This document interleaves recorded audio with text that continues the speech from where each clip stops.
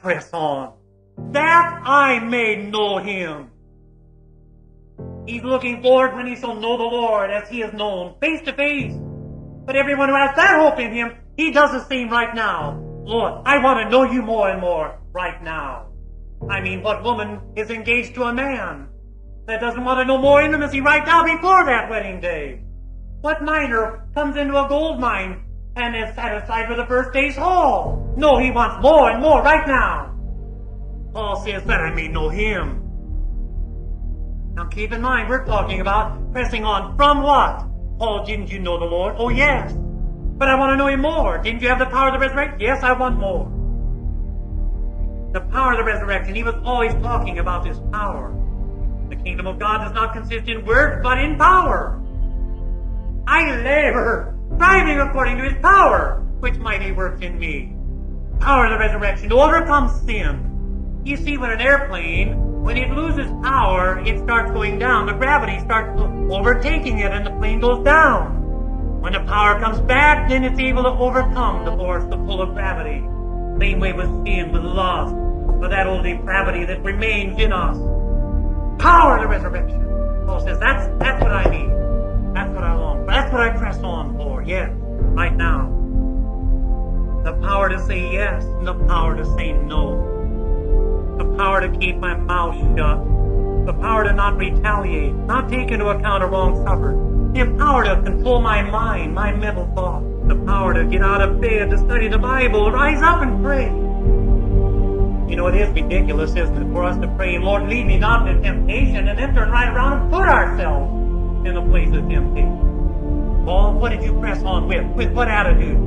I press on with single-minded devotion to Jesus. I count it all loss to gain Christ. Rutherford says, put a low value on everything else but Christ. And that Paul did. He says it's rubbish compared to this surpassing value. I count it all lost that I may gain Christ. Let nothing get in the way. And what does it profit a man to gain the whole world and lose his soul?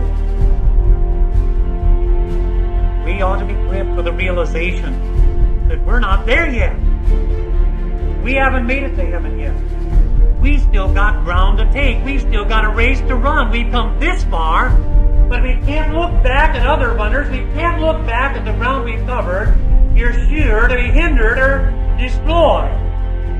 You've got to look forward, headlong, stretching, reaching, gapping, running, pressing toward the mark. All the way to the end. Or do you think that you have pretty well seen all that God would have for you? Remember godly men like Job, like Daniel, like Ezekiel, like John the Apostle. When God came to these godly men and revealed himself in a fuller way, they were like dead men. What have we seen of God? It could be compared to a grain of sand on the whole seashore. We've but seen the fringes of his waves. Much reason to press on. This attitude of an awareness of our shortcoming, of our imperfection, that attitude, brethren, is perfection. But we have here in verse 15, therefore, let us therefore, as many as are perfect, have this attitude. What attitude? What is this perfect attitude? It's the attitude that I must press on. He has no holiness who thinks he has enough. We ought to take the attitude of old Caleb. Toward the end of his life, he was still saying, give me this hill country. I want more.